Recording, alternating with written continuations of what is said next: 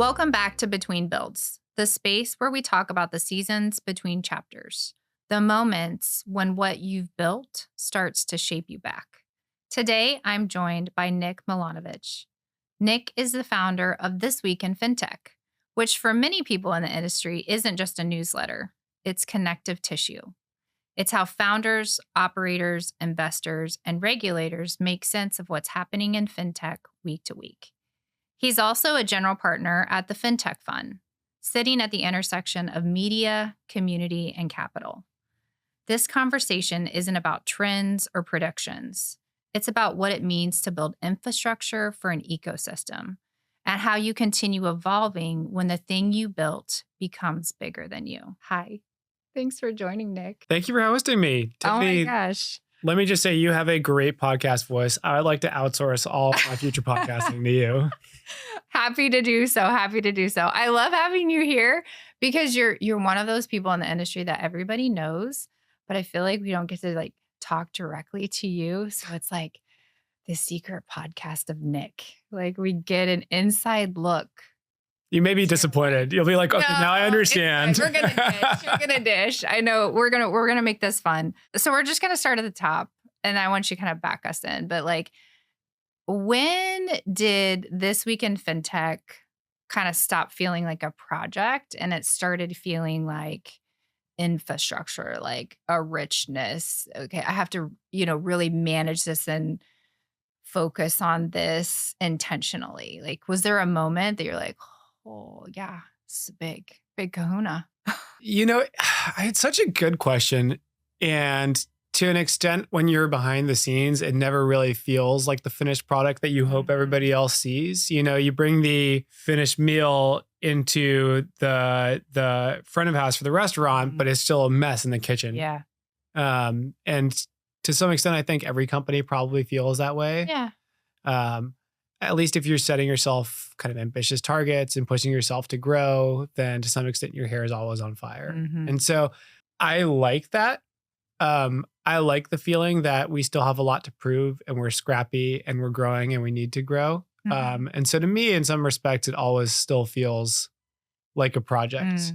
Even though I hope when people interact with us for the first time, they feel like this is a polished product. Yeah. It does feel undone. And I'm with you, especially when you're growing and scaling and you all have experienced so much growth and you're doing big things like stablecoin and you can name them all, right? It just feels as though, like you said, I guess everything is on fire or just it's not quite wrapped up. Are you a bit of a perfectionist where you wish you had a little more I wish this and this would have gotten done? Or are you pretty this is okay? Have you learned to balance good enough? It's funny because I think I work in an industry, media and events where you are surrounded by perfectionists and I'm not. Okay. That's a good thing. Teach me your ways.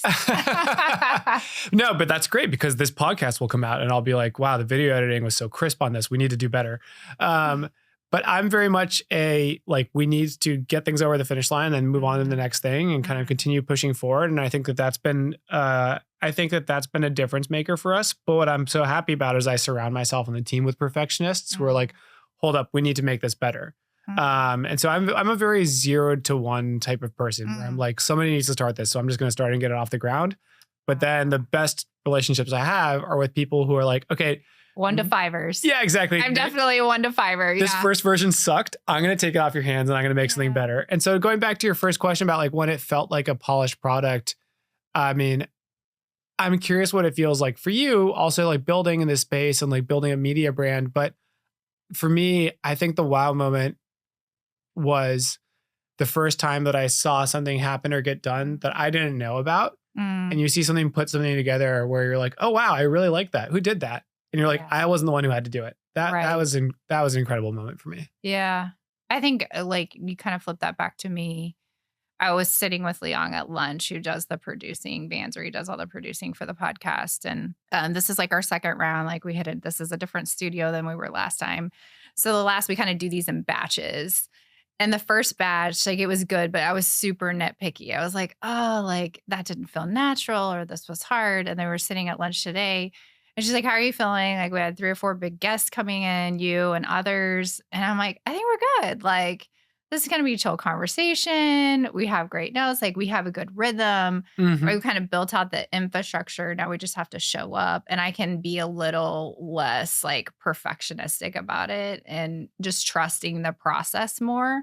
And I think that's helpful. Like, the more you do it, the more I won't say relaxed in terms of you don't care as much, but it can be more fluid and you don't have to feel like, oh, it's got to really be like buttoned up and tight because this is our first launch and it's, got to be on point. So I think it takes some of the pressure off. Do you feel the same when you're launching things? Like, how are you feeling about stablecoin and some of those like newer launch platforms? It's like anything, I think, when you develop, let's say, a rhythm, and then that turns into expertise, and then that turns into Mhm. mastery.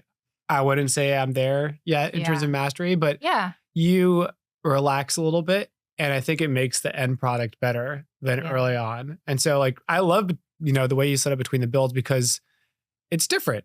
Hmm. And I get a good amount of podcast invites. And I'd say most of them, the focus and the format is pretty consistent where it's like talk through your story and hype yourself up and hit your 3 key talking points and then move on to the next one. And I Hmm. think that founders get pretty used to that Yeah. cadence. Pretty coached. Yeah, exactly. Yeah. And it starts to feel less authentic because the Mm. talking points are rehearsed. And so the question that we are always asking ourselves at This Week in Fintech and at StableCon is what can you do that isn't being done anywhere else?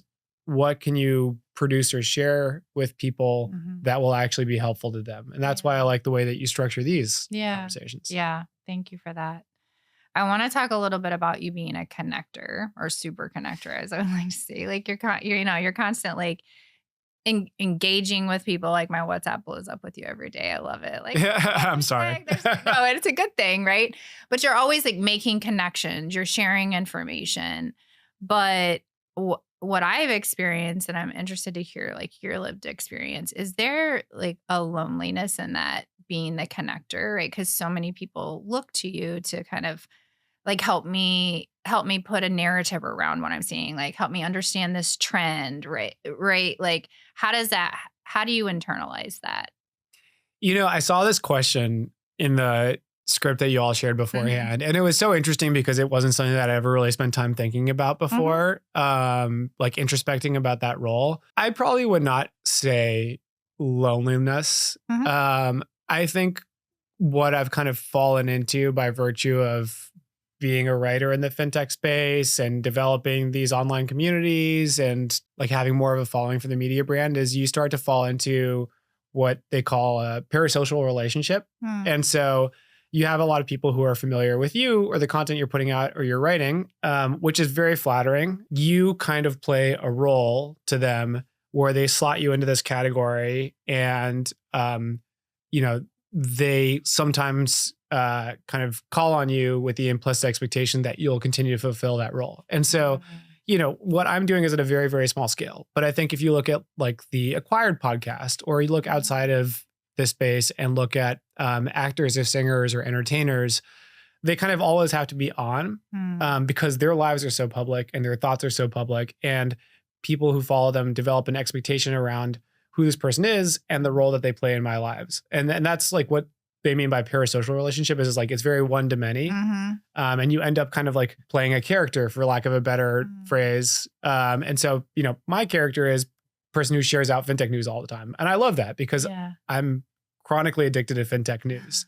Um, but it's interesting in its own way if I show up to an event that we're hosting and like people have kind of developed this expectation about me and who I am and what I'm there to do based on my online persona, Mm. where I'm actually an introvert and I try to Mm. kind of limit like the big group events I go to. I like Mhm. this kind of conversation a Yeah. lot more. Right. I get really annoyed when I'm at a loud restaurant and I can't hear the person Yeah. sitting next to me at the table. Overstimulating. Yeah, exactly. Like, I Yeah. prefer kind of like deeper conversations a lot more. But I think you kind of put yourself in a situation like you all Mhm. do where you're very one to many and it forces you to kind of develop and hone a character a Mhm. little bit.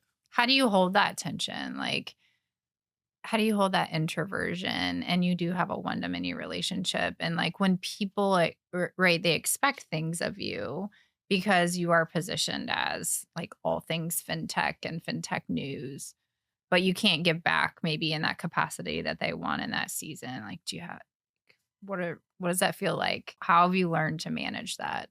If you watch the US Open at Arthur Ashe over here, there's a quote from Billie Jean King, the tennis player, that every player sees when they walk out the door Mhm. onto the main court, and it's pressure is a privilege. Mhm. And we think about that a lot. You have to be fantastically lucky to be in this situation where people have expectations of you. Mm. And that pressure is a privilege. And I try to think about that when people have expectations for, what they're going to get out of me and, what kind of content I have to put out there and, who they expect me to be. And so I try to find time to recharge. Mhm. I say no to a lot of things, and that's really empowering and fulfilling. Not fulfilling, but it gives me like some of my time back and some of my energy back. And being able to say no, I think was scary at first, but now allows me to be a little bit more focused.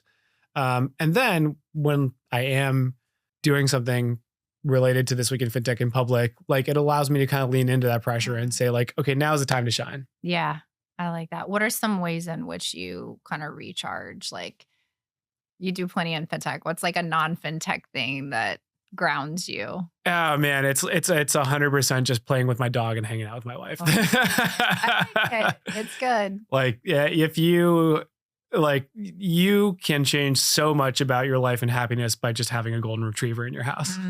We have 5 dogs, so none of which are golden 5 dogs, retrievers. incredible. Wait, So we're in the what kind middle are of the they? country. We live in the middle of like 60 acres. We have 2 wiener dogs that are indoors, and then we have 2 Aussies, and I have 1 shelter dog, Ike. He is 14 years old, walks with me every day. So yeah, that's I our didn't house. realize that. I thought you were a New Yorker. You seem Yeah, like such a well, New Yorker. the company that I sold last October 24 was based in Brooklyn. But yeah, I live in the middle of nowhere, and that is by design. Yeah. What part of nowhere is it? Missouri, southwest corner of Missouri, around the Table Rock Lake area. Missouri. Beautiful. Mhm. You were in Ozark New York Mountains. before. Yeah. Yeah. Yeah, Brooklyn I is think anybody who lives in New York for too long is like, I'm moving to Missouri. yeah. Well, I've been in the Midwest my whole life, so it's like it's where my heart belongs. I like the I like it on different ends of the spectrum. Like, I love to come to the city. I love the energy and the vibe here and doing the work. And most of my work and my network is here. But I live at home, with my husband, our 5 kids, and our 5 dogs, and That sounds so yeah, beautiful. it's a good And pace. so expensive if you were still in Brooklyn. Oh my gosh, like I couldn't do it. Yeah, but Well, when you sell off between the build for $1 billion, you can yeah. get a tear here. Yeah, Hopefully I'm we'll invited see back. about the next build. We'll see how that goes. So I'm definitely open on the market. So I know you challenge a lot of people in their thinking just by the media that you put out, the content that you produce. I'm curious though, who challenges your thinking? Like, what helps you stay sharp, not in terms of like what can I regurgitate, but like who Mhm. just like shines in your life and is always like prodding you and nudging you. And it may not even be fintech related, but just It's a good question. I got into this whole fintech content game that's become a career path because I was really interested in writing about it. And the thing that I love about writing in public, it's very similar to investing in that you basically have to research something and then say something interesting about it and really put a stake in the ground about what you think. And do it in a public way. Or if you get it wrong, there's a consequence to that. yeah. And so it forces you to really crystallize your thinking. And I think writing is a fantastic practice for anybody who wants to get better at thinking, because putting your thoughts down will give you better tools to make better decisions across the board. And when I started, I was just writing the newsletter by myself. And I got to look into a lot of different announcements in fintech or developments and unpack the story a little bit. And it helped sharpen my own thinking. What I've realized now is that, ironically, starting it as a business means that I'm spending all my time on the business side. And so I really don't get to do that kind of like level of depth thinking and writing and reflection about fintech that much anymore. And so in some respects, like I've become a lot dumber about fintech because I'm just trying to keep the business afloat and outsourcing that to like really good writers who do inspire me and write really sharp things. And what I've noticed is that there are so many other fintech writers now than back when we started. who I try to keep up on, but I just can't. Yeah. Who are great writers. People like, Simon Taylor, people like Alex Johnson, people like Lex Sokolin, who I learned from a lot. But I'm also inundated with fintech content. And so I try to force myself to find content from outside of fintech and read other people who I think are really interesting and like challenging. Noah Smith and Matt Levine are probably two of my favorite people that like I pay for their writing and I would never unsubscribe just because it's so interesting how they put ideas together. But like we are living in like content mania right now, and you have to be really selective because it's just so easy to sign up for 1,000 newsletters and all of a sudden you're just marking them all as read in your inbox. Right. And with or you constantly feel behind. Yeah, exactly. And then you're like, why do I feel behind? I'm just like, because I signed up for 100 things that is impossible for me to read. Yeah. Yeah. Exactly. I wanted to do this with my free time. And I think, we are all going to go through an interesting change when AI content starts to reach the fidelity of human produced content and nobody knows what that looks like. Will AI develop interesting insights for you? It's not doing that today, but it could. Right. And if that happens, what kind of premium will there be on what we're doing right now? Yeah. What helps you with determining like what deserves amplification and then what deserves restraint, like given all the content that's coming at you and opportunities in the market?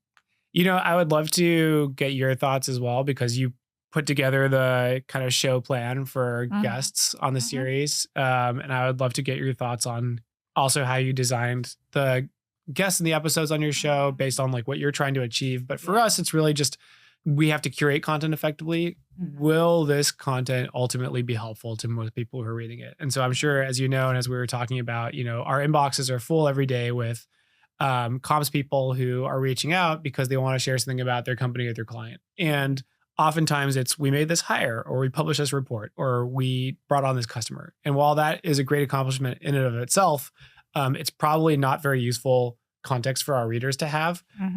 Whereas like this company just fundraised is great for people who like might want to try out a new product or go work at a new fintech or this product just launched. That's really interesting context for our readers to have. And so we kind of try to ask ourselves all the time, is this actually useful information for people in our audience? Yeah. And your team helps you do that, helps you sift through that. Like, how does that play out practically? You have a weekly stand up. Like, how does that come about? No, we have editors. So we have like 10 different newsletters now and 3 different podcasts. And the editors are really autonomous. And that, it's up to them to decide what's useful because they know their audience is better. And I think it's going to be a very hard thing for algorithms to replicate, at least in their early days. People talk about algorithmic tastemaking, and I think developing an understanding for what's actually useful information is tough because it's very nuanced. And so maybe they'll be able to perfect that nuance at some point. But I'm curious about you all. Like when you were putting together this show, how did you think about like, okay, there are a million podcasts now. And if you look at the like long tail podcasts, like the drop off is so severe. Like how are we going to build something that's really different? Well, I think mine was just birthed out of like my pause, right? We had exited a company, $150 million. It was fantastic, right? Like living the dream, right? I was at Jack Henry for 20 years, left at late stage, exited, living the dream, and then transitioned the private equity team. I went on sabbatical, like took a little break. And I was just like between builds is a vulnerable place to be, even when you've done amazing things, right? And there is like, I love how you talked about like pressure being a privilege, but also like I'm more of like the performance addict. And so I had to unlearn some of that because I was so well rewarded for that type of motion. And I'm a deliverer, right? You're a 0 to 1 guy. I'm the 1 to 5 person. Like you give me the idea and the pieces and parts, I'll string them together and I will get you to the end. Like, last company, it was double revenue and exit in 3 years. Like that is exactly what happened. Like it was messy. Like the kitchen was messy, but it absolutely came together. So that was my skill set and it's still who I am and what I love to do.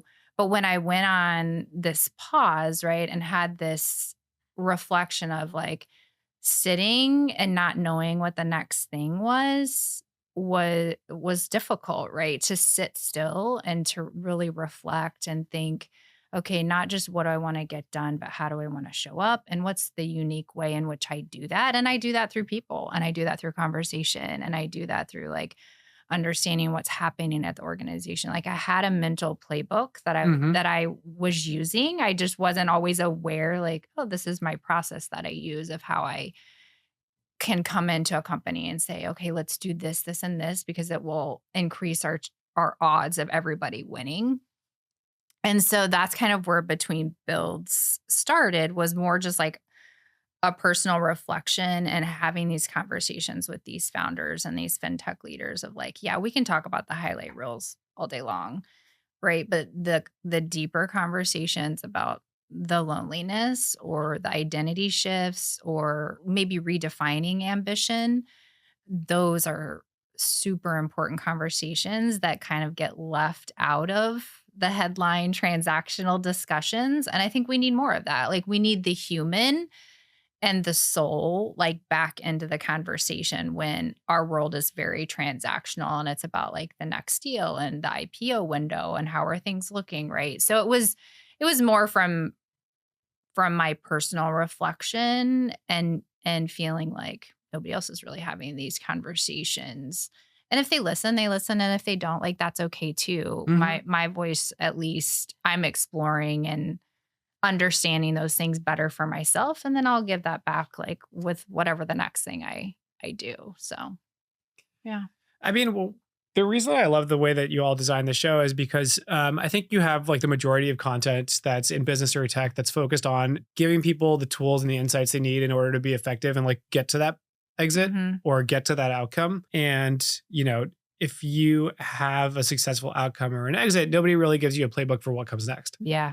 And so you have people who just need to get back on the treadmill. Mhm. And you have people who go through a lot of soul searching, and you have people who are Yeah. burnt out, and some combination of all the above. And I think in a way we are very primed for this because you have kind of like set objectives when you're growing up in a school, get good grades, Mhm. do all your sports or activities, and you'll go to a good school. And then if you go to a good school, get good grades, and then Yeah. you'll, et cetera. And you don't have a lot of preparation for an unstructured period in an adult's life where you think, oh, what now? What? Who am I? What comes next? Uncertainty. What do I want my life to be? And so I'm glad to hear you're not giving your kids KPIs and like signing them all up for Monday.com and having quarterly business reviews. Yeah. That's not how we run it in the Haynes household. That's for sure.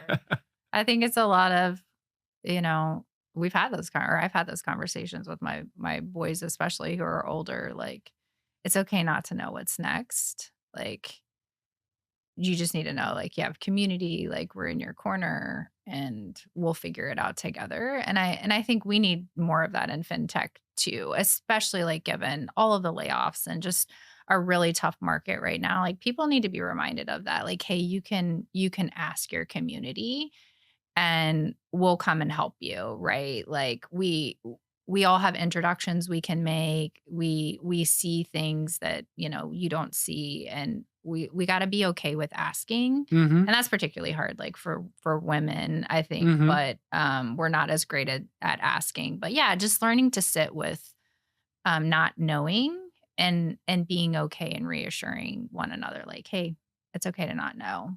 And it's okay to take a breath or take a beat.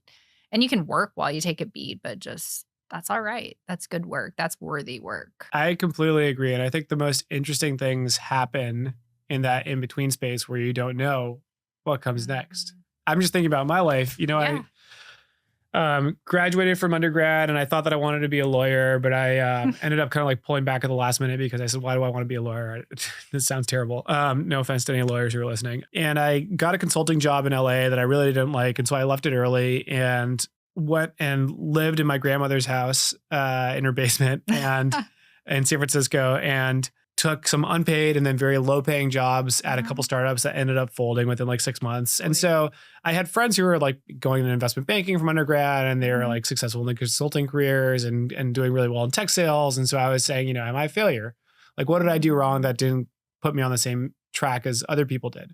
And ironically, like out of that came the offer to join the funding circle team as their first employee. And it was the two co-founders who were Yeah. coming out of business school at the time. And that set me on this long 15-year track in fintech that I've been on since then. It was a really challenging year for me because I was evaluating myself by the standards of what others had been able to do. And it felt like I was doing something wrong. Yeah. And similarly, I knew that because all my friends went to business school, I wanted to go to business school. Yeah. So I applied 3 times to HBS, 2 times to GSB, 2 times to MIT, 1 time to LBS, got rejected across the board by all of them. And I think, again, I was kind of grappling with my sense of identity. What have I not been able to do that others have been able to do that unlocked this like next door for them? Right. But the reality is if I had gone to business school, I think like with a pretty high degree of certainty, I could say I never would have started this week in fintech. And so it's backwards looking, a great experience to have those moments of uncertainty and to be told no and to lose every now and then. Yeah. Because it forces you to adjust and do things that are not on the plan that you had for yourself. Yeah. But so hard to sit in that in the moment, right?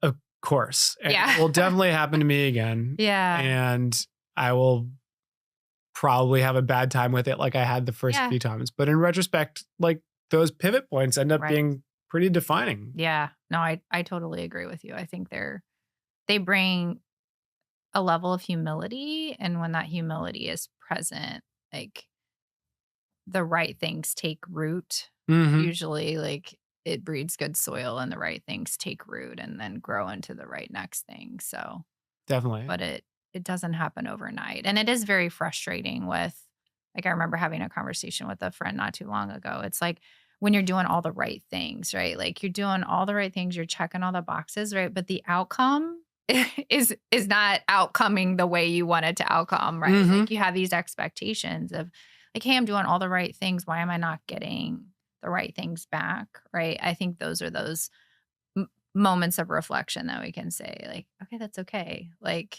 there's something to learn here. There's something to unlearn here. And it will work out, as difficult and cliche as those words are to say. Like it truly does work out for the better.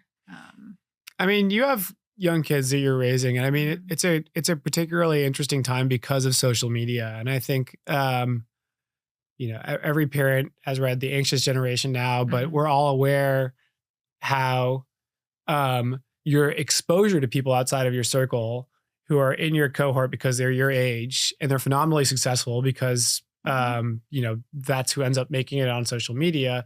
Right. Really impacts your sense of self-worth and your sense of accomplishment. And I think creates kind of an unhealthy perception about what is realistic and achievable based on like a very small minority of people who sometimes have really made it out and sometimes it's completely fake as well, but you just don't really get a sense for that because you have a parasocial relationship with them and their character. Yeah. Well said. Well said. And we didn't, all right, I won't speak for you. I didn't grow up with that. Right. No. So for me, I had like a very constrained like social group and family group. And I knew like nearly what I wanted to get accomplished. And I think it gave me the space I needed to be permissive with myself when I didn't achieve what I wanted to achieve, to like get back up and try again. And I think it's harder when you think you're competing against like everybody in the world through social. What do you feel like in this season you're unlearning? We talked about a lot about learnings, like things we would say to our younger self or things we can look back on. But what's something you're unlearning right now? That's a good question. I think, we have 50 people working at This Week in Fintech and 11 of them full-time. And there's a little bit of like, trust the process and don't be involved in everything. That's part of the normal growth path of anybody who is growing their team. I worked with a really good head of people who called it, sharing your Legos. You bring somebody on whose whole job is to take something away from you, but you have a hard time just giving it to them. And right now I'm trying to coach myself into being better at spending time on high value activities. And so like I am still doing all of our accounting and our invoicing and our, working with our outside counsel and our legal work and like silly things like, interfacing with like the state of New York about like employment compliance or resetting all of our passwords with our, domain host. And, I'm doing these things because if I don't do them, nobody else will do them. But like, I kind of need to learn how to give them up and hand them off and delegate Mhm. and spend time in things that are actually going to be really meaningful to the Right. business. But it's hard because I don't want to just dump work that's unattractive on Mhm. somebody else. And I have to kind of get over that a little bit. Yeah, that takes time. What's hard about that? Like, is it finding the right person or is it just like the actual action of relinquishing control? Or do you feel like it's just everything's so busy and then the day passes and you're like, okay, I gotta get rid of this stuff. Like, Oh yeah, days fly by. I think it's a combination of a few things. Like one is I feel guilty taking work that's like objectively not exciting work and giving it to Mhm. somebody else just because I don't want to do it, even though the Mhm. real reason is because I should be spending time on other Yeah. things. Two is like in the time it takes me to go out there and find somebody to do this and to give them all the context, I can just do it myself. But like Yeah. even so, like you should still do that when you have a lot of demands on your time because Mhm. ultimately you really need to be focused on things that Mhm. are the most valuable to Mhm. driving the business forward. Yeah. And that's been hard for me. Yeah.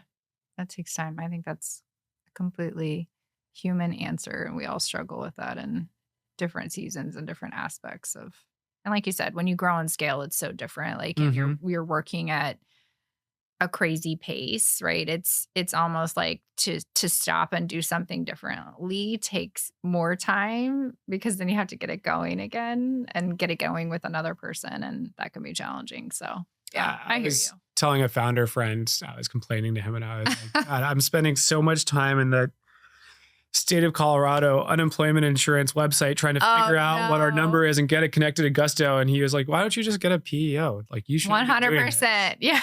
And I said, yeah, but it's expensive and there would be like a big lift and shift. And he said, this is stupid. Like you Yeah. shouldn't be spending your time doing this. Just Yeah. pay for somebody else to Yeah. do it. Get a good broker, Sequoia or something. Exactly. Yeah. Exactly. Yeah. I like it.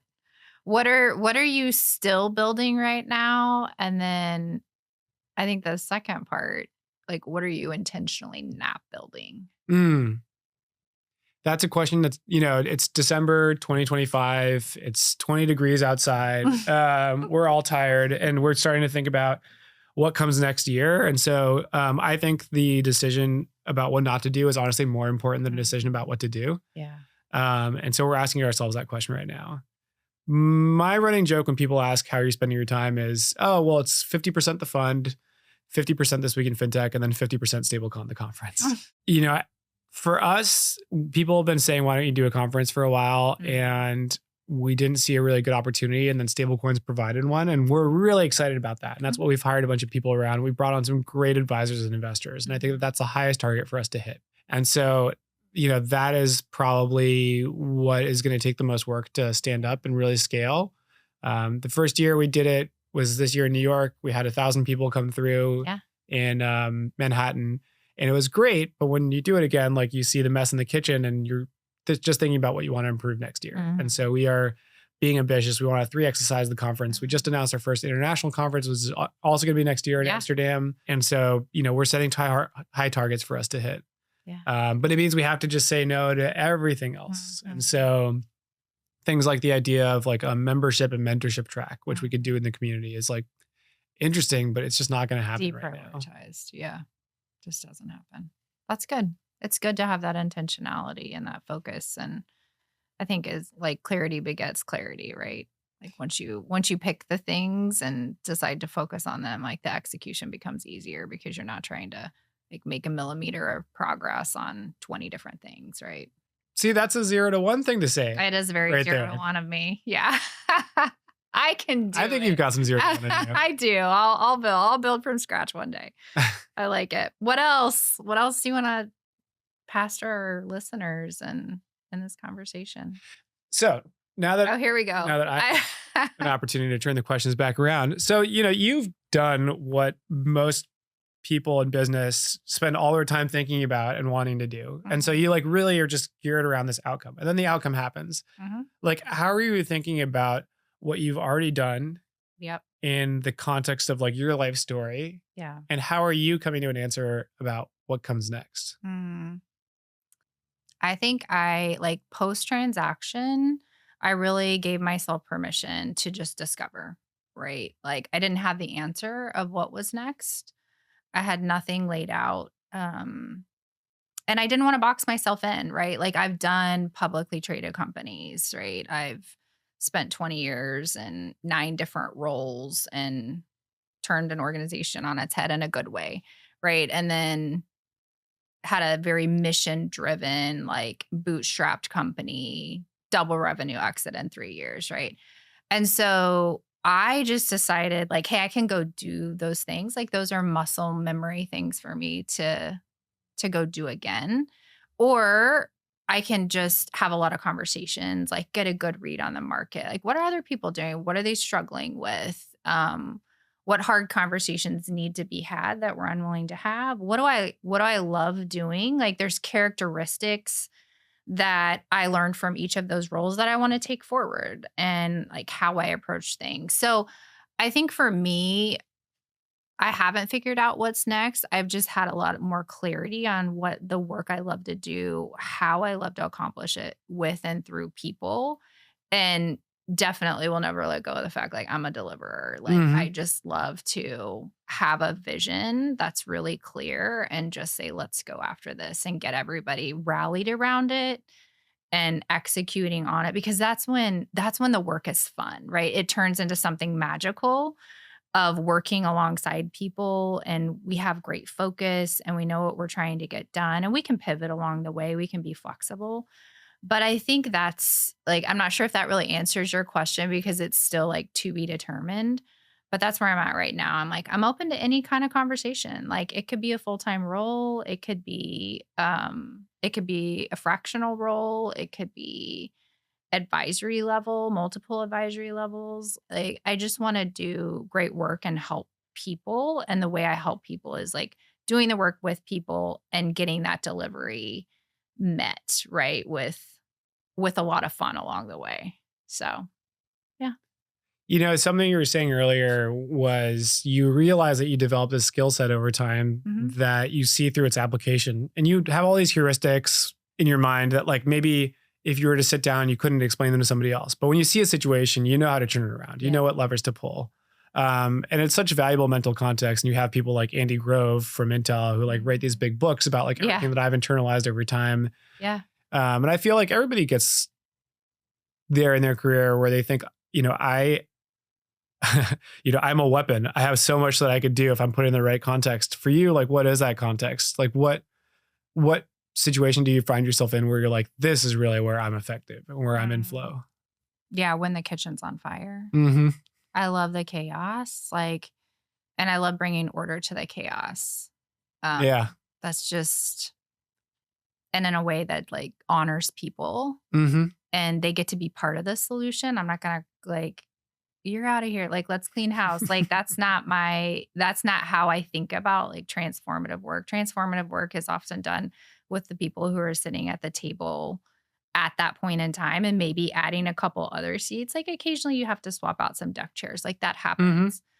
Right. But yeah, I love when it's chaotic and we've got to bring like process and some order and some repeatable practices around like disciplines of execution around the business, professionalize it a little bit, like just so not everybody's dealing with fighting fires every day and we're Mm-hmm. not, we're focusing on the right things. Um, yeah, I'm just very in those moments, like I'm very calm, I'm very grounded. I can deal with a lot of high anxiety founders or like the founder mode very easily. Mm-hmm. And I think it's just because I've been around so many different personalities and a lot of different levels of ego and dynamics at play. And just be able to navigate those situations with a lot of confidence and ask tough questions. It's a super valuable skill set. I mean, you probably know this, but being able to be that vet who, parachutes into the beach and there's bombs going off and you're just Yeah. smoking a cigarette, you're like, we're gonna be all We're right. gonna be okay, friends. Everybody take a breath. Like that's Um, my mantra. Just take a breath. but yeah, even before, I've got a friend who's a Navy SEAL, and he was the one who told me about box breathing, which is like, Mhm. you know, Yeah. breathe in for 8 seconds, hold for 8 seconds, Yeah. breathe out for 8 seconds. And he said, like, there is almost never a decision that you need to make in your life that is so urgent that you can't breathe for 30 seconds. And 100%. I think even more, or not even more, I won't say that, but in addition to being very process oriented, and understanding how to take a chaotic situation and start turning it around step by step.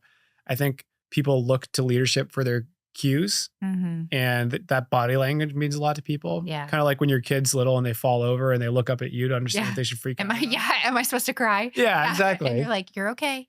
It's okay. Take a deep breath. You parachute into a company and you have 200 employees who are asking like, am I supposed to cry? And it's really meaningful for them, for you to be able to say, no, we've been through worse before. Yeah. Don't cry. Right. We've got a plan. We're going to fix this. 100%. And sometimes the answer is like, it's also okay to cry. Like, just kind of let it out, and then we'll re-regulate and move forward. Right. I think you have to apply some discernment to each of those situations, because sometimes, there is, I won't say toxicity, but just like a negativity that has to be released. And that comes through conversation, right? Like, tell me what your day looks like what drains your energy the most, like what frustrates you the most, what do you wish you could do more of, right? And when you start having those conversations with people, like one-on-one, then you're able to aggregate that, mentally, but also like just through some tools, then some of those like recurring themes start to surface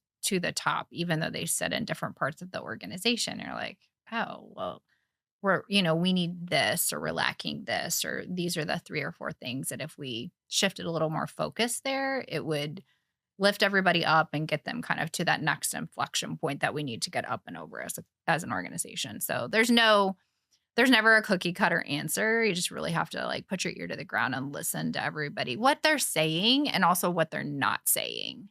Because that's usually where like, what's the body language? What are they struggling with? Like, what did they intentionally pause and not tell me in that moment that I need to maybe double down on and dig a little bit deeper? But it's a journey. There's no. Yeah, I had a joke that probably got more attention than I wanted it to have on Twitter a few years ago, that I said, half of all business books are just an old white guy discovering EQ for the first time. Oh my God, yes. I would have retweeted it, man. I was like, God, if I get hit by a bus, this is going to be my legacy right now. But so many organizational problems are at their core people problems. Yeah. And they're, the vast majority of people are not, operationally useless or bad people. It's just that the structure and the situations you put them in can really make them effective or ineffective. Yeah. And it takes some digging and some permission to like complain in order to understand like, okay, how are you blocked right now that you have this like innate capacity that we could be realizing, but you're just not able to like really operate to the full extent of your abilities right now. Yeah, 100%. And everybody's on a different level, right? Like, and I think that's hard too when it's kind of broken up like this, but you're all trying to move them forward. And so you have to meet everybody kind of on their individual journey and point them like, hey, we still got to go up and to the right. It doesn't matter what level you're playing at. We still have to go up and to the right. And, we'll get there that way. So yeah, it's fun work. It's hard work, but it's fun work. Yeah. Especially when you start seeing some of the green shoots. Yeah, 100%. Yeah. Thanks for joining me today. This was such a fun conversation. Yeah. Whenever I talk all day. People might tune us out though. Yeah. Part 2. They do that to me by default. So yeah, it's good. Well, I appreciate you coming and getting out in the cold, and hope you have a great holiday and Happy New Year. Thank you for the invite. Absolutely. This is so fun.